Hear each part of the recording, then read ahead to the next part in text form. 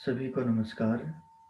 मैं गिरिराज, सहायक आचार्य, राजकीय महाविद्यालय फरीदाबाद। आज हम संस्कृत में अनुवाद सीखेंगे और इस अनुवाद के क्रम में जो 5 लकार हैं उनका प्रयोग सीखेंगे। वैसे तो संस्कृत में 10 लकार होते हैं, परंतु हम ये जो प्रारंभिक अनुवाद सीख रहे हैं इसमें 5 लकार का ही प्रयोग करेंगे और इन 5 लकारों के माध्यम से भी हम सभी क्रियाओं को व्यक्त कर सकते हैं। सबसे पहला है लट लकार। लट लकार का प्रयोग वर्तमान काल के लिए होता है। हमें यह ध्यान रखना है, लट लकार का प्रयोग वर्तमान काल की क्रियाओं के लिए होता है। जैसे राम खाता है, राम खा रहा है, तो खाता है, खा रहा है, खाती है, खा रही है, खाते हैं, खा रहे हैं। इस प्रकार की जो क्रियाएं हैं वर्तमान काल की, उसमें लट लकार का प्रयोग होता है। दूसरा है लंग लकार। भूतकाल के लिए लंग लकार का प्रयोग होता है। भूतकाल की जो क्रियाएं हैं, जैसे राम ने खा लिया है या फिर राम खा चुका है। राम ने खा लिया है या राम खा चुका है। मोहन ने कर लिया है या मोहन कर चुका है। इस प्रकार से जो भूतकाल की क्रियाएं हैं उसके लिए लंग लकार का प्रयोग होता है। लिट लकार का प्रयोग होता है भविष्यत काल की क्रियाओं के लिए। राम खाएगा, मोहन जाएगा, मैं पढ़ूंगा, तो पढ़ूंगा, पढ़ेंगे, जाएगा, जाएंगे, जाएगी। इस प्रकार से जो क्रियाएं हैं भविष्यत काल की क्रियाएं, उनके लिए लिट लकार का प्रयोग होता है। ये जो 3 लकार हैं ये काल से संबंधित हैं, वर्तमान काल, भूतकाल और भविष्यत काल। जो चौथा लकार है लोट लकार, यह किसी काल से संबंधित नहीं है। यह सामान्य रूप से आज्ञा के लिए, आज्ञा देने के लिए अथवा आज्ञा लेने के लिए, आज्ञा के अर्थ में लोट लकार का प्रयोग होता है। जैसे तुम पढ़ो, तुम सब जाओ, तो इसमें पढ़ो, जाओ या तू पढ़, इस वाक्य में पढ़ जो क्रिया है, और मैं पढ़ूं, तो इसमें मैं पढ़ूं ये भी आज्ञा लेने के लिए है, आज्ञा के अर्थ में ही है। इस प्रकार से सामान्य रूप से आज्ञा के लिए, आज्ञा देने के लिए हो अथवा आज्ञा लेने के लिए हो, दोनों ही अर्थ में लोट लकार का प्रयोग होता है। विधिलिंग का प्रयोग होता है चाहिए अर्थ में। जैसे हम हिंदी में वाक्य बना सकते हैं, विद्यार्थी को पढ़ना चाहिए, अध्यापक को पढ़ाना चाहिए, और राजा को प्रजा के हित में शासन करना चाहिए, स्वस्थ रहने के लिए व्यायाम करना चाहिए। तो करना चाहिए, पढ़ना चाहिए, लिखना चाहिए, इस प्रकार की जो क्रियाएं हैं उन क्रियाओं के लिए चाहिए अर्थ को व्यक्त करने वाली क्रियाओं के लिए विधिलिंग का प्रयोग होता है, विधिलिंग लकार का प्रयोग होता है। ये 5 लकार हैं और इन पांचों लकारों का किस किस अर्थ में प्रयोग होता है यह हमें याद रखना है। ये हमने पठ धातु लिया है और इसको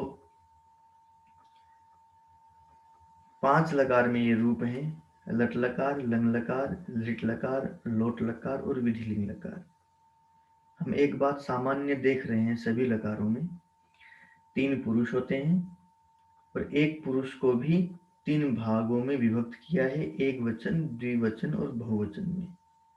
तो इस प्रकार से 3 पुरुष के 3 रूप 9 धातु रूप बन जाते हैं एक लकार में।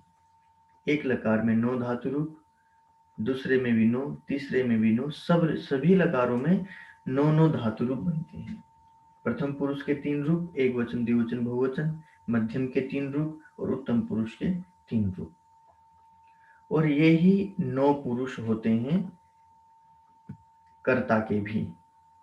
जैसे यहाँ कर्ता है, इसमें भी प्रथम पुरुष एक वचन, द्विवचन, बहुवचन, मध्यम पुरुष एक वचन, द्विवचन, बहुवचन, उत्तम पुरुष एक वचन, द्विवचन, बहुवचन।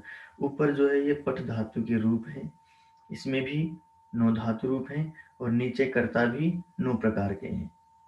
तो 9 धातु रूप है, 9 ही कर्ता है। हमें कर्ता की पहचान करनी है। उसके बाद जिस पुरुष और वचन का कर्ता है उसी पुरुष और वचन की क्रिया का प्रयोग करना है, वाक्य बन करके तैयार हो जाएगा। जैसे सबसे पहले हम सह शब्द को लेते हैं। प्रथम पुरुष एक वचन का है सह शब्द, प्रथम पुरुष एक वचन का कर्ता है, तो प्रथम पुरुष एक वचन की ही क्रिया का प्रयोग करना है। सह पठति, तौ पठतः, ते पठन्ति।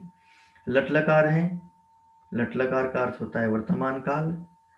सह पठति का अर्थ हो जाएगा वह पढ़ता है। तौ पठतः, वे दोनों पढ़ते हैं या पढ़ रहे हैं। बहुत सामान्य नियम है। जब हम हिंदी से संस्कृत में अनुवाद जब हमें करना है, तब भी हम सबसे पहले क्रिया को देखेंगे कि क्रिया किस काल की क्रिया है। अगर वह क्रिया वर्तमान काल की क्रिया है तो लट लकार का प्रयोग करना है। क्रिया के बाद में कर्ता को पहचानना है, किस पुरुष का कर्ता है, उस कर्ता के अनुसार क्रिया का प्रयोग करना है।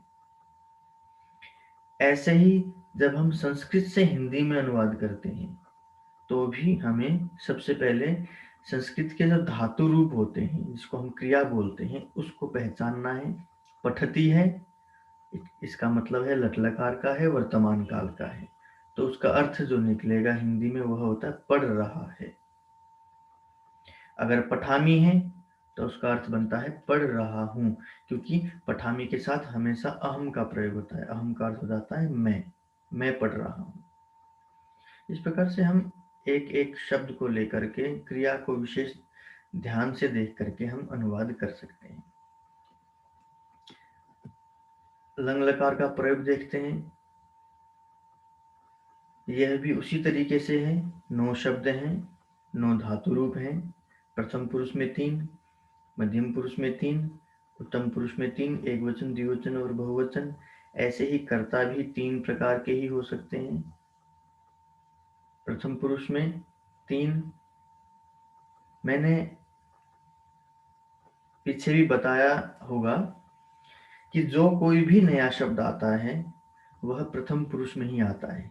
जैसे पिछली स्लाइड में हमने सह तौते का प्रयोग किया था प्रथम पुरुष में, इसमें हम छात्रः, छात्रो, छात्राः का प्रयोग कर रहे हैं। छात्रः, छात्रो, छात्राः की जगह कोई अन्य शब्द भी आए, बालकः आ सकता है या कोई भी शब्द आए, जो कोई नया शब्द आएगा वह प्रथम पुरुष में ही आएगा। मध्यम पुरुष में कोई परिवर्तन नहीं होगा, न ही उत्तम पुरुष में कोई परिवर्तन होगा। जो भी परिवर्तन होगा प्रथम पुरुष में ही आएगा। हमें इस बात का विशेष ध्यान रखना है।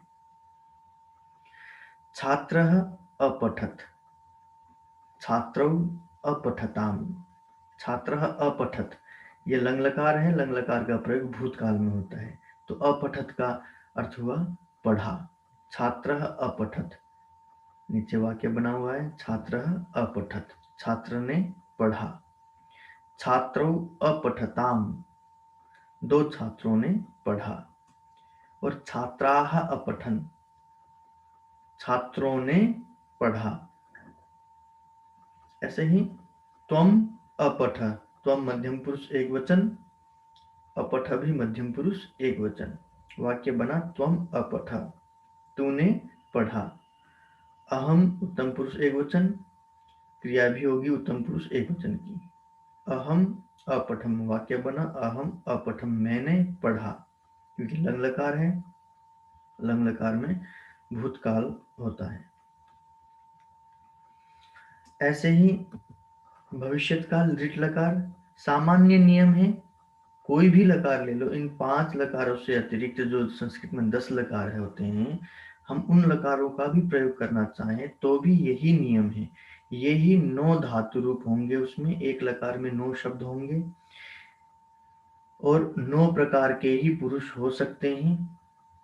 तो जिस प्रकार का पुरुष होगा, जिस पुरुष और वचन का पुरुष होगा, कर्ता होगा, उसी के अनुसार क्रिया का प्रयोग करना है। अब मैंने इसमें भविष्यत काल में प्रथम पुरुष में लिया है बालकः, बालको, बालकः। पहले स तौ ते लिया था, फिर दूसरी बार जब हमने प्रयोग किया छात्रः, छात्रौ, छात्राः शब्द को लिया था। अब बालकः, बालको, बालकः। और आप ध्यान रख रहे होंगे सब में मध्यम पुरुष वही 3 शब्द हैं, उत्तम पुरुष में भी वही 3 शब्द हैं।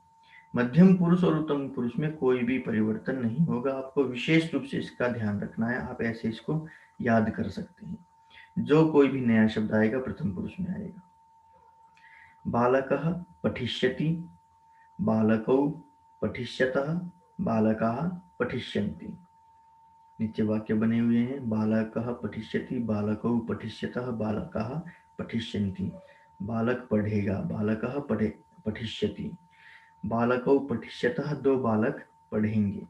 बालकाः पठिष्यन्ति, बालक पढ़ेंगे, बहुत सारे बालक, बहुवचन का प्रयोग हुआ है। मैं पढ़ूंगा, अहम उत्तम पुरुष एकवचन, उत्तम पुरुष एकवचन की ही क्रिया पठिष्यामि, अहम पठिष्यामि, मैं पढ़ूंगा। इस प्रकार से आप इसका अभ्यास कर सकते हैं। उदाहरण के लिए नीचे वाक्य दिए हुए हैं, आप इसको याद कर सकते हैं। याद करने के बाद हमें केवल क्रिया को बदलना है। जैसे अभी पठिष्यामि है, पठिष्यामि की जगह गमिष्यामि हो सकता है, खादिष्यामि हो सकता है, भक्ष्यामि हो सकता है। तो क्रिया ही बदलती है, जो उसका पैटर्न है, जो प्रारूप है वही रहता है। आमी वाला शब्द लगेगा, उसको मैं बाद में बताऊंगा, अभी केवल आप इतना ही करें। ऐसे ही लोट लकार, लोट लकार में भी वही 9 शब्द हैं। प्रथम पुरुष, उत्तम पुरुष, मध्यम पुरुष में एक वचन, द्विवचन, बहुवचन। कर्ता भी 9 प्रकार के ही हैं। देखो प्रथम पुरुष में मैंने अब दोबारा से शब्द को बदल दिया है। एक वचन में रमेशः लगा दिया है, द्विवचन में बालको, बहुवचन में छात्राः। तो कोई भी नया शब्द आएगा, अगर एक वचन का है एक वचन में आएगा, द्विवचन का है द्विवचन में आएगा, बहुवचन का है बहुवचन में आएगा। आएगा वह प्रथम पुरुष के स्थान पर ही। मध्यम पुरुष और उत्तम पुरुष के कर्ता में कोई भी परिवर्तन नहीं होगा। रमेशः पठतु, लोट लकार का प्रयोग होता है आज्ञा देने अथवा लेने के लिए। रमेशः पठतु, रमेश पढ़े।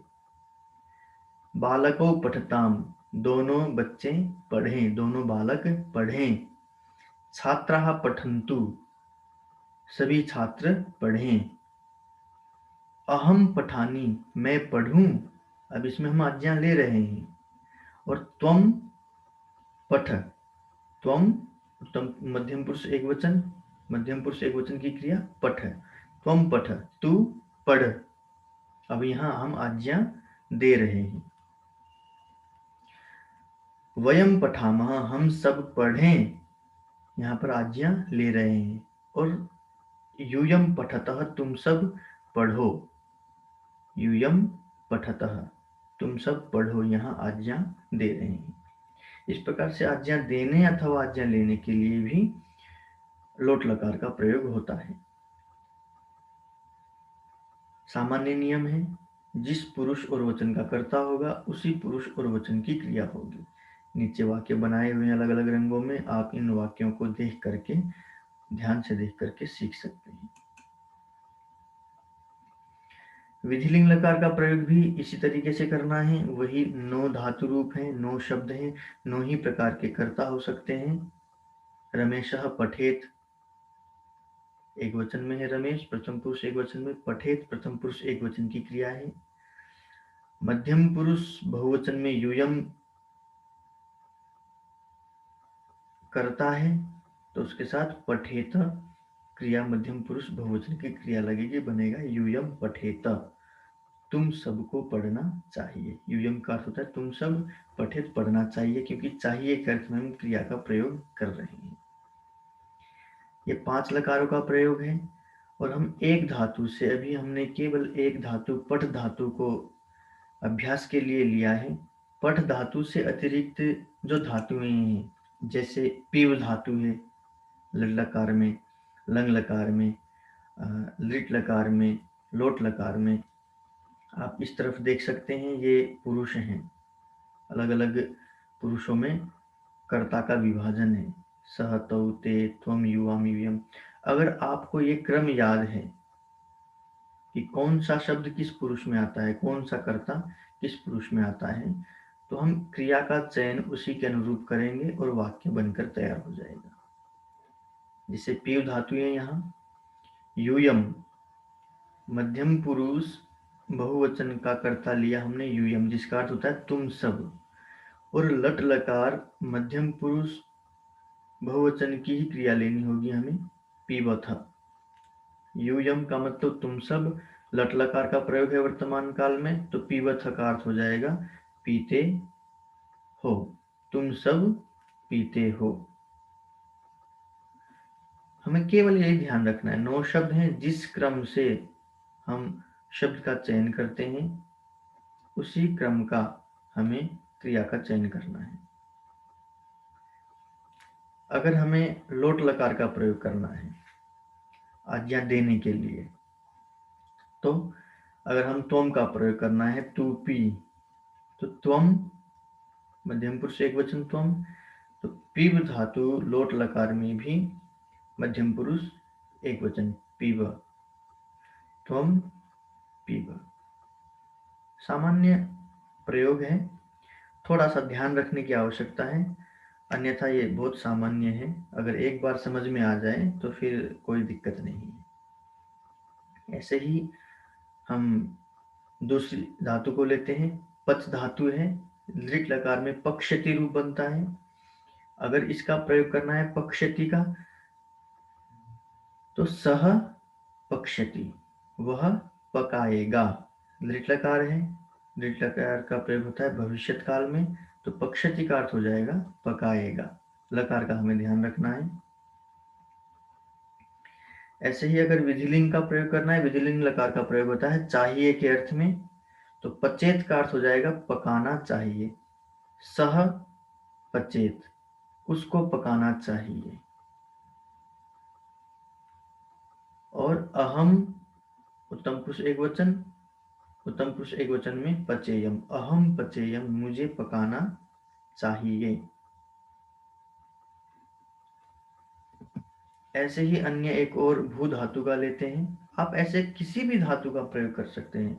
आप धातु को निकाल लीजिए अपनी किताब में, और ये पुरुष वचन जो है इसको ध्यान में रखो। उत्तम पुरुष एक वचन का कर्ता है, उत्तम पुरुष एक वचन के कर्ता के साथ में उत्तम पुरुष एक वचन की ही क्रिया लगेगी, चाहे वो भवानी हो, चाहे भविष्यामी हो, चाहे अभवम हो, चाहे भवामी हो। लकार को बदलते रहिए और धातु रूप का प्रयोग करते रहिए, लकार के अनुरूप अर्थ को निकालते रहिए, वाक्य तैयार हो जाएगा। आज इतना ही, और आगामी दिनों में हम कारकों का भी प्रयोग सीखेंगे धीरे धीरे। आज के लिए इतना ही, धन्यवाद।